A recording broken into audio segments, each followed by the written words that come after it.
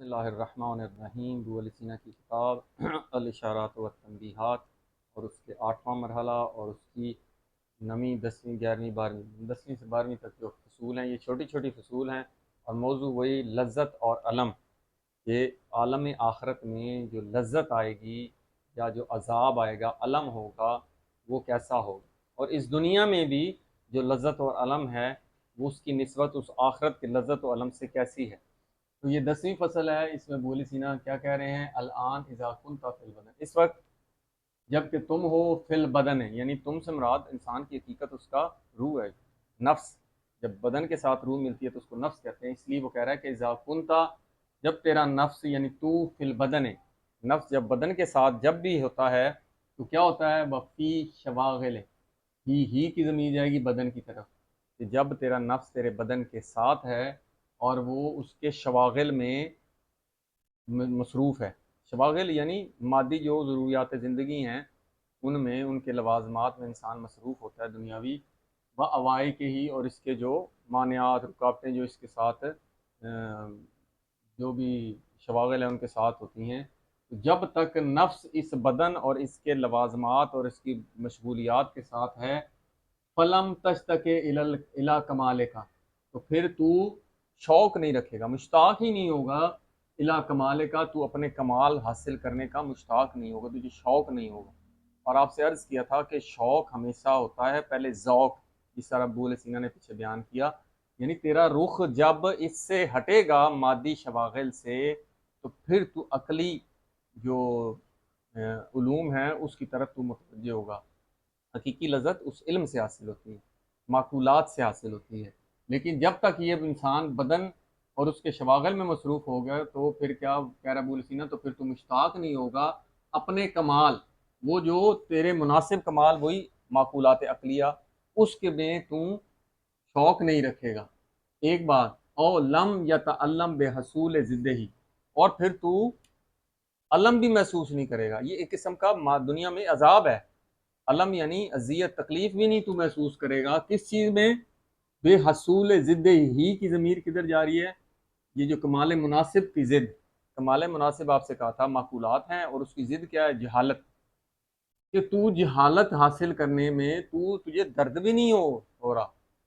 یہ عجیب بات ہے کہ بدن کی جو کوئی بیماری ہوتی ہے اس میں انسان کو تکلیف ہوتی ہے، درد ہوتی ہے، اس سے انسان کراہتا ہے، الم محسوس کرتا ہے، لیکن یہ نفسانی جو عقلی علوم ہیں، ان سے انسان جس طرح حدیث میں ہے کہ جس طرح بدن 6 حالتوں سے خالی نہیں ہوتا، نفس بھی 6 حالتوں سے خالی نہیں ہوتا۔ نفس یا مردہ ہے یا زندہ ہے، یا بیمار ہے یا صحت مند ہے، یا سویا ہوا ہے یا جاگ رہا ہے۔ تو اگر نفس جو ہے دنیا میں مشغول ہے تو وہ سویا ہوا ہے، یا جہل مرکب کا شکار ہے تو وہ مردہ ہے، یا بیمار ہے تو اور بیماری میں وہ اس کو علم بھی نہیں ہو رہا، درد بھی نہیں ہو رہا۔ یہ بولے سینا کہہ رہے ہیں فعلم، اب وہ کہتا ہے کہ جانو، متوجہ ہو اس طرف کہ ان ذالک من کا، یہ جو تو دنیا میں مصروف ہے اور تو ایک اذیت اصل میں ہے نفس کو کہ تو علم حاصل نہیں کر رہا، تو ان ذالک، یہ جو نفس کمال نفس کی طرف تو متوجہ نہیں ہے، مشتاق نہیں، یہ تیری طرف سے ہے، من کا، تیری طرف سے ہے، لا من اللہ،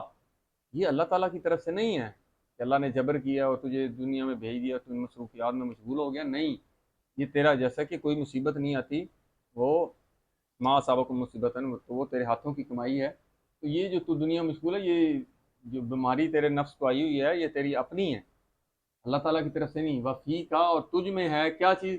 من اسباب ذالکا، اور تیرے اندر ان اسباب میں سے وہ جو تیرے اندر ہے وہ کیا ہے؟ بعض و ما نبہ تو علیہ، وہ کہتا ہے کہ ان میں سے بعض کی طرف ہم نے آپ کو تنبیہ کر دی ہے پہلے پچھلی فصول میں، کہ وہ کیا ہے اسباب جن کی وجہ سے تو عالم آخرت کی طرف متوجہ نہیں بلکہ اس طرف ہے۔ وہ کون سی؟ آپ سے عرض کیا تھا کہ وہ قوتیں ہیں، قوت شہویہ، غضبیہ، وہمیہ، یہ تین، یہ مادی جسمی قوتیں ہیں۔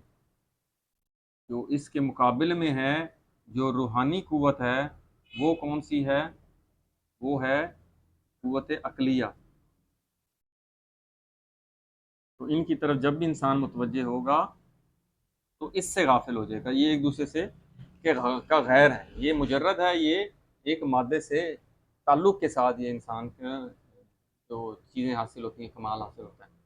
اب اگلی فصل میں کیا کہہ رہا ہے؟ وَعْلَمْ أَنَّ هَٰذِهِ الشَّوَاغِلَ، یہ جو شواغل دنیا میں آپ مشغول ہیں، آپ جانیں کہ یہ شواغل التی ہیا کما علمت، جیسا کہ آپ جانتے ہیں کہ من انہا انفعالات، یہ جو شواغل ہیں یہ کیا ہیں؟ ان کو لفظ استعمال کیا انفعال، جو آپ کو منفعل کر رہے ہیں، جو آپ کو مشغول رکھے ہوئے ہیں، آپ کی توجہ اپنی طرف مبذول کرائے ہوئے ہیں۔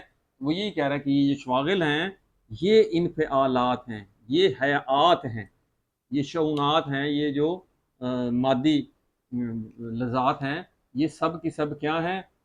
تلک و النفس، یہ نفس کو لاحق ہوتی ہیں۔ یہ جو شواغل ہیں یہ انسان کے نفس کو لاحق ہوتے ہیں، اس کے ساتھ ملحق ہوتے ہیں۔ کب نفس کے ساتھ ملحق ہوتے ہیں؟ یہ بے مجاورت البدن، جب نفس بدن کے ساتھ ملتا ہے۔ یہ پہلے بھی یہی کہا تھا، انسان کا جب نفس انسان کے بدن کے ساتھ ملتا ہے تو پھر کیا ہوتا ہے؟ یہ شواغل بھی آتے ہیں، کیونکہ یہ بدنی قوتیں بھی تو ساتھ ساتھ ہیں۔ اور انسان کا کمال ہی یہی ہے کہ انسان کا نفس اپن علوم معقولات کو حاصل کرے۔ وہ کب حاصل کرے گا؟ جب ان شواغل سے کم توجہ ہوگی، محبت کم ہوگی، اس میں مبذولیت کم ہوگی۔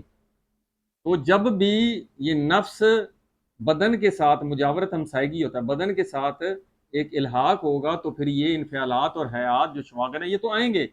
ان تمکنت، اگر یہ شواغل، یہ حیات اور یہ انفعالات تمکنت، یہ تمکن ہو جائیں گے، پکے پائیدار ہو جائیں گے، بعد المفارقت، مفارقت سے مراد نہیں، روح کا جب بدن سے جدائی ہوگی موت کے وقت، وہ مفارقت کہتے ہیں، تو کیا ہوگا؟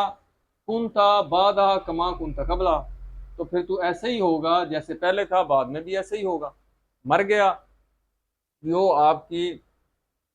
جو آپ نے کسب کیا، کمایا ہے اس دنیا میں، چاہے حیوانی قوتوں سے جو کمایا ہے، تو وہ آپ کے جو اعمال ہیں وہ اچھی صورتوں میں ہوں گے یا بری صورتوں میں۔ یہ علم اخلاق میں آپ سے عرض کر چکے ہیں کہ نیک اعمال اچھی صورت میں متمثل ہوں گے اور برے اعمال ایک بری صورت میں متمثل ہوں گے۔ تو کہتا ہے جو مرنے سے پہلے تھے وہی مرنے کے بعد وہ آپ کے ساتھ ہے، متمثل ہوں گے۔ لکنہا تکون، لیکن کیا ہوں گے یہ؟ کل آلام، یہ آلام جو آپ شواغل دنیا میں مصروف رہے ہیں، مرنے کے بعد آپ کے ساتھ ہوں گے، پھر یہ آپ کو اذیت دیں گے، یہ الم کا باعث ہوں گے۔ جیسے کہ حدیث میں ہے کہ جب ایک شخص برے اعمال کرتا ہے تو قبر میں ایک انتہائی قبیح صورت آپ کے سامنے نمودار ہوگی، بدبودار، تیرا دل کرے گا تو قبر پھاڑ کے بھاگ جائے، لیکن یہ تو یہی علم ہے انسان کے لیے۔ لیکن نہا، اگرچہ کہ یہ بدنی ہے، اس سے مافوق آگے بیان کریں گے کہ جو حقیقی معقولات حاصل نہیں کرتا، اور وہ جہالت ہے، جیسے کہ کہا تھا لم تتعلم بحصول ضد، جہالت سے کیا یہ جو علم ہے وہ بہت ہی اذیت ناک ہے۔ یہ کیا ہے؟ انسان جب علم حاصل نہیں کرتا تو اس کی جہل اس کے پاس ہوتا ہے، تو یہ جہل جب بروز قیامت یا قبر میں جب حقائق آپ منکشف ہوں گے، انسان کو معرفت حق تعالیٰ جب واضح ہوگی، تو پھر انسان کے لیے سب سے بڑی اذیت یہ ہوگی کہ وہ جس سے عشق کیا جانا چاہیے وہ انسان اس سے ناراض ہے، اور وہ انسان بے چین ہوگا۔ یہ علم اس مادی عذاب سے بہت سخت عذاب ہے وہ، تو یہ علام کی صورت میں ہوں گے اور متمکن ہوں گے آپ میں، تو کانا انہا شغلن، تو یہ انسان اس سے غافل نہیں ہوگا۔ فوقہ الیہا فراغن، جب تجھے نفس کو الیہا جب فراغت نصیب ہوگی، اس بدن سے فراغت نصیب ہوگی، تو پھر فادرکتا، تو پھر تو ادراک کرے گا من حیث ہی، کہ یہ جو کیا ہے، یہ منافیتاً، یہ منافی ہے، ٹھیک ہے۔ وذالک علم، یہ جو علم آپ بات کر رہے ہیں کہ علم ہوگا جب انسان مر جائے گا، تو یہ جو انسان شواغل میں مصروف رہا ہے تو یہ انسان کے لیے علم کا باعث ہوں گے۔ وہ کہہ رہے ہیں یہ علم کیا ہے؟ وذالک العلم المقابل، یہ کس کے مقابلے میں؟ اس کے مقابل کون سا ہے؟ لمثل تلک اللذت الموصوفہ، وہ جو عقلی لذت جس کی توصیف بیان کی گئی ہے وہ عقلی لذت ہے، تو یہ علم اس عقلی لذت کے مقابلے میں یہ علم ہے۔ وَهُوَ علم النار، وہ نار کا علم، کون سی نار؟ الروحانی ہے۔ انسان جہالت انسان کے پاس ہے، تو اب اس کی جہالت، اس کی یہ ایک آگ ہے، اور یہ اس کا عذاب ہوگا قبر میں بھی اور یا دوزخ میں انسان جائے گا۔ یہ جو روحانی نار کا عذاب ہے یہ کس قدر شدید تر ہوتا ہے اس بدنی آگ کے عذاب سے۔